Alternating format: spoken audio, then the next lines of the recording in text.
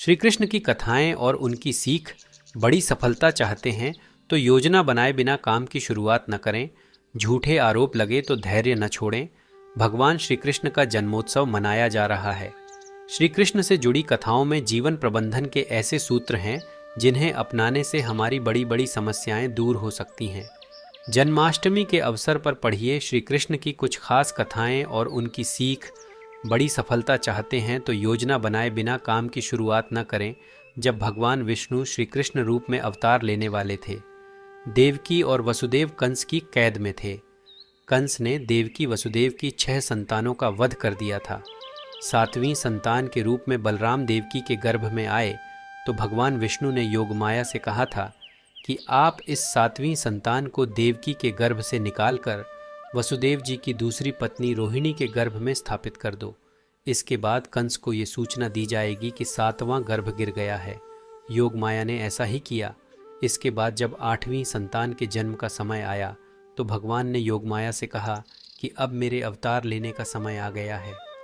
जब मेरे अवतार का जन्म होगा ठीक उसी समय आप गोकुल में यशोदा के गर्भ से जन्म लेना।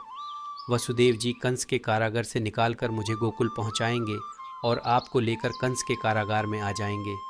जब कंस 8वीं संतान को मारने के लिए आएगा तब आप मुक्त हो जाना। भगवान ने जो योजना बनाई थी उसी के अनुसार श्री कृष्ण का अवतार हो गया। कथा की सीख। इस कथा में भगवान ने संदेश दिया है कि जब भी कोई काम करना हो तो उसकी योजना ज़रूर बनाएं। योजना अच्छी होगी तो सफलता ज़रूर मिलेगी। ऐसे काम न करें जिनकी वजह से गलत लोगों की ताकत बढ़ती है। बाल कृष्ण माखन चोरी की लीला कर रहे थे। गोकुल के इस वजह से काफ़ी परेशान थे। एक दिन गांव के नंद बाबा और यशोदा के पास पहुँचे और कान्हा की शिकायत करने लगे। नंद बाबा ने कृष्ण से पूछा कि तुम माखन चोरी क्यों करते हो, जबकि हमारे घर में तो बहुत माखन है।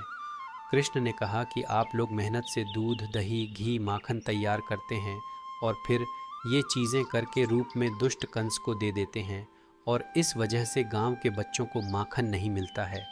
आपके इस काम से कंस की ताकत लगातार बढ़ रही है। अगर आप कंस को कर देना नहीं रोकेंगे तो मैं तोड़फोड़ करता रहूँगा ताकि ये माखन कंस के पास न पहुँचे और गांव के बच्चों को मिल सके। कथा की सीख। इस कथा में श्री कृष्ण ने संदेश दिया है कि हमें ऐसे काम नहीं करना चाहिए जिनकी वजह से गलत लोगों की ताकत बढ़ती है। जब कोई झूठा आरोप लगे तो धैर्य न छोड़ें। द्वारका में एक सूर्य भक्त था, सत्राजित। उसे सूर्य देव ने स्यमंतक नाम की चमत्कारी मणि दी थी। ये मणि रोज 20 तोला सोना उगलती थी। एक दिन श्री कृष्ण ने सत्राजित से कहा कि आप ये मणि राजकोष में देंगे तो इससे मिले धन से प्रजा की अच्छी देखभाल हो सकेगी। सत्राजित ने श्री कृष्ण को मणि देने से मना कर दिया। इस घटना के कुछ दिन बाद सत्राजित के भाई प्रसेनजित ने मणि चुरा ली। प्रसेनजित मणि लेकर जंगल में भाग गया। जंगल में एक शेर ने प्रसेनजित को मार दिया और खा गया। मणि जंगल में ही गिर गई। सत्राजित को जब प्रसेनजित और अपनी मणि नहीं मिली तो उसने श्री कृष्ण पर आरोप लगा दिया कि कृष्ण ने ही मेरी मणि चुराई है और मेरे भाई की हत्या कर दी है। श्री कृष्ण पर चोरी और हत्या का कलंक लग गया। श्री कृष्ण ने उस समय क्रोध नहीं किया, धैर्य बनाए रखा और इस आरोप को गलत साबित करने के लिए जंगल की ओर चल दिए। जंगल में श्री कृष्ण को शेर के पैरों के निशान दिखे और निशान के पास हड्डियों का ढेर दिखा। श्री कृष्ण समझ गए कि प्रसेनजित को शेर ने मार दिया है और मणि यहीं कहीं गिर गई है। श्री कृष्ण मणि खोजते हुए एक गुफा में पहुंच गए। गुफा में जामवंत रहते थे। श्री कृष्ण ने मणि मांगी तो जामवंत नहीं दी। इसके बाद दोनों का युद्ध हुआ। युद्ध में श्री कृष्ण जीत गए। जामवंत समझ गए कि ये भगवान श्री राम के ही अवतार हैं। इसके बाद जामवंत ने मणि श्री कृष्ण को दे दी और अपनी पुत्री जामवंती का विवाह भी भगवान के साथ कर दिया। द्वारका लौटकर श्री कृष्ण ने वह मणि जामवंत से लेकर सत्राजित को दे दी और पूरी सच्चाई बता दी। सत्राजित को अपनी गलती पर बहुत पछतावा हुआ। कथा की सीख। हमारे ऊपर जब भी झूठे आरोप लगे तो हमें धैर्य नहीं छोड़ना चाहिए, बल्कि शांति से पूरी बात समझें और आरोपों को झूठा साबित करें। श्री कृष्ण की कथाएं और उनकी सीख बड़ी सफलता चाहते हैं तो योजना बनाए बिना काम की शुरुआत न करें। झूठे आरोप लगे तो धैर्य न छोड़ें। 1 वर्ष पहले आज भगवान श्री कृष्ण का जन्मोत्सव मनाया जा रहा है। श्री कृष्ण से जुड़ी कथाओं में जीवन प्रबंधन के ऐसे सूत्र हैं जिन्हें अपनाने से हमारी बड़ी बड़ी समस्याएं दूर हो सकती हैं। जन्माष्टमी के अवसर पर पढ़िए श्री कृष्ण की कुछ खास कथाएं और उनकी सीख। बड़ी सफलता चाहते हैं तो योजना बनाए बिना काम की शुरुआत न करें। जब भगवान विष्णु श्री कृष्ण रूप में अवतार लेने वाले थे, देवकी और वसुदेव कंस की कैद में थे। कंस ने देवकी वसुदेव की 6 संतानों का वध कर दिया था।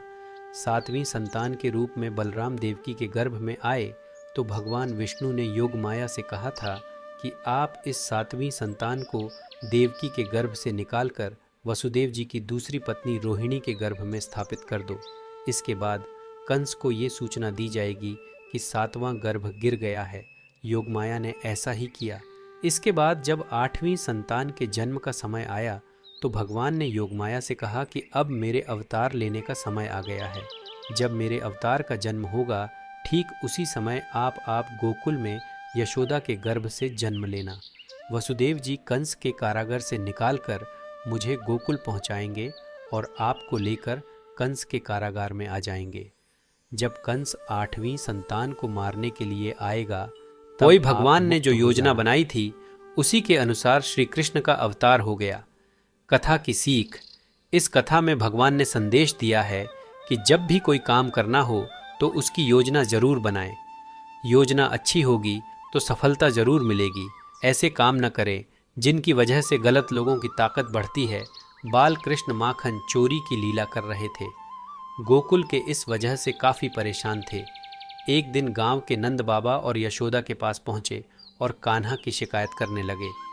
नंद बाबा ने कृष्ण से पूछा कि तुम माखन चोरी क्यों करते हो, जबकि हमारे घर में तो बहुत माखन है। कृष्ण ने कहा कि आप लोग मेहनत से दूध, दही, घी, माखन तैयार करते हैं और फिर ये चीज़ें करके रूप में दुष्ट कंस को दे देते हैं और इस वजह से गांव के बच्चों को माखन नहीं मिलता है। आपके इस काम से कंस की ताकत लगातार बढ़ रही है।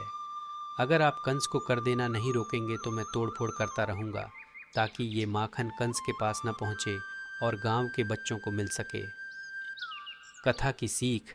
इस कथा में श्री कृष्ण ने संदेश दिया है कि हमें ऐसे काम नहीं करना चाहिए जिनकी वजह से गलत लोगों की ताकत बढ़ती है। जब कोई झूठा आरोप लगे तो धैर्य न छोड़ें। द्वारका में एक सूर्य भक्त था, सत्राजित। उसे सूर्य देव ने स्यमंतक नाम की चमत्कारी मणि दी थी। ये मणि रोज 20 तोला सोना उगलती थी। एक दिन श्री कृष्ण ने सत्राजित से कहा कि आप ये मणि राजकोष में देंगे तो इससे मिले धन से प्रजा की अच्छी देखभाल हो सकेगी। सत्राजित ने श्री कृष्ण को मणि देने से मना कर दिया। इस घटना के कुछ दिन बाद सत्राजित के भाई प्रसेनजित ने मणि चुरा ली। प्रसेनजित मणि लेकर जंगल में भाग गया। जंगल में एक शेर ने प्रसेनजित को मार दिया और खा गया। मणि जंगल में ही गिर गई। सत्राजित को जब प्रसेनजित और अपनी मणि नहीं मिली तो उसने श्री कृष्ण पर आरोप लगा दिया कि कृष्ण ने ही मेरी मणि चुराई है और मेरे भाई की हत्या कर दी है। श्री कृष्ण पर चोरी और हत्या का कलंक लग गया। श्री कृष्ण ने उस समय क्रोध नहीं किया, धैर्य बनाए रखा और इस आरोप को गलत साबित करने के लिए जंगल की ओर चल दिए। जंगल में श्री कृष्ण को शेर के पैरों के निशान दिखे और निशान के पास हड्डियों का ढेर दिखा। श्री कृष्ण समझ गए कि प्रसेनजित को शेर ने मार दिया है और मणि यहीं कहीं गिर गई है। श्री कृष्ण मणि खोजते हुए एक गुफा में पहुंच गए। गुफा में जामवंत रहते थे। श्री कृष्ण ने मणि मांगी तो जामवंत नहीं दी। इसके बाद दोनों का युद्ध हुआ। युद्ध में श्री कृष्ण जीत गए। जामवंत समझ गए कि ये भगवान श्री राम के ही अवतार हैं। इसके बाद जामवंत ने मणि श्री कृष्ण को दे दी और अपनी पुत्री जामवंती का विवाह भी भगवान के साथ कर दिया। द्वारका लौटकर श्री कृष्ण ने वह मणि जामवंत से लेकर सत्राजित को दे दी और पूरी सच्चाई बता दी। सत्राजित को अपनी गलती पर बहुत पछतावा हुआ। कथा की सीख। हमारे ऊपर जब भी झूठे आरोप लगे तो हमें धैर्य नहीं छोड़ना चाहिए, बल्कि शांति से पूरी बात समझें और आरोपों को झूठा साबित करें। श्री कृष्ण की कथाएं और उनकी सीख। बड़ी सफलता चाहते हैं तो योजना बनाए बिना काम की शुरुआत न करें। झूठे आरोप लगे तो धैर्य न छोड़ें। 1 वर्ष पहले आज भगवान श्री कृष्ण का जन्मोत्सव मनाया जा रहा है। श्री कृष्ण से जुड़ी कथाओं में जीवन प्रबंधन के ऐसे सूत्र हैं जिन्हें अपनाने से हमारी बड़ी बड़ी समस्याएं दूर हो सकती हैं। जन्माष्टमी के अवसर पर पढ़िए श्री कृष्ण की कुछ खास कथाएं और उनकी सीख बड़ी सफलता चाहते हैं तो योजना बनाए बिना काम की शुरुआत न करें। जब भगवान विष्णु श्री कृष्ण रूप में अवतार लेने वाले थे, देवकी और वसुदेव कंस की कैद में थे। कंस ने देवकी वसुदेव की 6 संतानों का वध कर दिया था। 7वीं संतान के रूप में बलराम देवकी के गर्भ में आए तो भगवान विष्णु ने योगमाया से कहा था कि आप इस 7वीं संतान को देवकी के गर्भ से निकालकर वसुदेव जी की दूसरी पत्नी रोहिणी के गर्भ में स्थापित कर दो।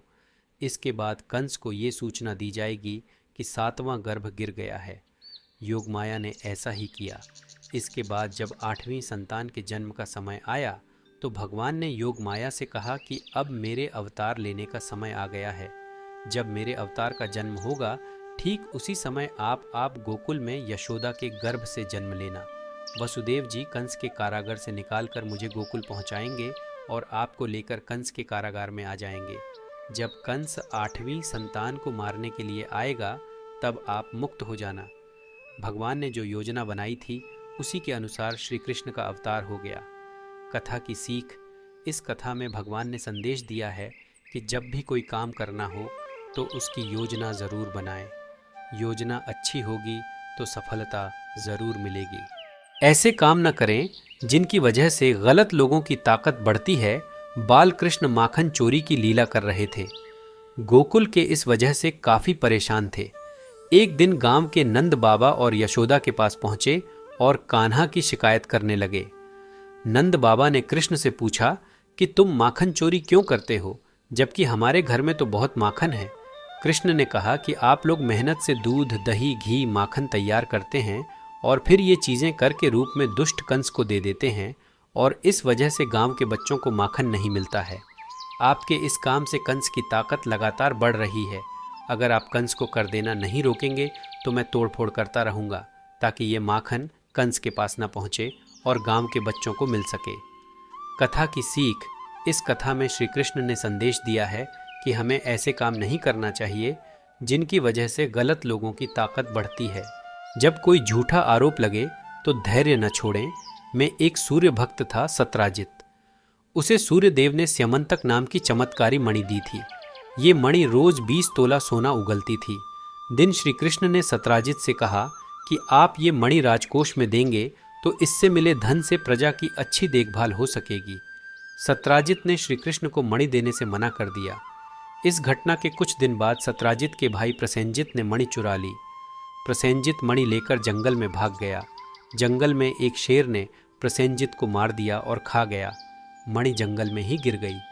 सत्राजित को जब प्रसेनजित और अपनी मणि नहीं मिली तो उसने श्री कृष्ण पर आरोप लगा दिया कि कृष्ण ने ही मेरी मणि चुराई है और मेरे भाई की हत्या कर दी है। श्री कृष्ण पर चोरी और हत्या का कलंक लग गया। श्री कृष्ण ने उस समय क्रोध नहीं किया, धैर्य बनाए रखा और इस आरोप को गलत साबित करने के लिए जंगल की ओर चल दिए। जंगल में श्री कृष्ण को शेर के पैरों के निशान दिखे और निशान के पास हड्डियों का ढेर दिखा। श्री कृष्ण समझ गए कि प्रसेनजित को शेर ने मार दिया है और मणि यहीं कहीं गिर गई है। श्री कृष्ण मणि खोजते हुए एक गुफा में पहुंच गए। गुफा में जामवंत रहते थे। श्री कृष्ण ने मणि मांगी तो जामवंत नहीं दी। इसके बाद दोनों का युद्ध हुआ। युद्ध में श्री कृष्ण जीत गए। जामवंत समझ गए कि ये भगवान श्री राम के ही अवतार हैं। इसके बाद जामवंत ने मणि श्री कृष्ण को दे दी और अपनी पुत्री जामवंती का विवाह भी भगवान के साथ कर दिया। द्वारका लौटकर श्री कृष्ण ने वह मणि जामवंत से लेकर सत्राजित को दे दी और पूरी सच्चाई बता दी। सत्राजित को अपनी गलती पर बहुत पछतावा हुआ। कथा की सीख, हमारे ऊपर जब भी झूठे आरोप लगे तो हमें धैर्य नहीं छोड़ना चाहिए, बल्कि शांति से पूरी बात समझें और आरोपों को झूठा साबित करें। कभी भी अपने बल पर घमंड न करें और दूसरों को कमज़ोर न समझें। महाभारत युद्ध में अर्जुन और कर्ण आमने सामने थे। दोनों दिव्य अस्त्र शस्त्रों से लड़ रहे थे। जब जब अर्जुन के तीर के कर्ण के रथ पर लग रहे थे तो कर्ण का रथ बहुत पीछे खिसक रहा था। दूसरी ओर जब जब कर्ण के तीर अर्जुन के रथ पर लगते तो उसका रथ थोड़ा सा ही पीछे खिसकता था। ये देखकर अर्जुन को घमंड हो गया कि उसके बाणों में ज़्यादा शक्ति है। अर्जुन ने ये बात श्री कृष्ण से कही तो भगवान ने कहा कि तुम्हारे बाणों से ज़्यादा शक्ति कर्ण के बाणों में है। भगवान की बात सुनकर अर्जुन ने कहा कि ये कैसे संभव है, मेरा रथ तो थोड़ा सा ही पीछे खिसक रहा है। श्री कृष्ण ने कहा कि तुम्हारे रथ पर मैं स्वयं बैठा हूँ, ऊपर ध्वजा पर हनुमान जी विराजित हैं, तुम्हारे रथ के पहिए को शेषनाग ने थाम रखा है। इतना होने के बाद भी कर्ण के बाण के ये रथ पीछे खिसक रहा है, तो इसका मतलब यही है कि उसके बाणों में ज़्यादा शक्ति है। ये बात सुनकर अर्जुन को अपनी गलती का एहसास हो गया और उसका घमंड टूट गया। कथा की सीख। इस कथा में श्री कृष्ण ने अर्जुन को सीख दी है कि कभी अपनी शक्ति का घमंड न करें और शत्रु को कमज़ोर न समझें।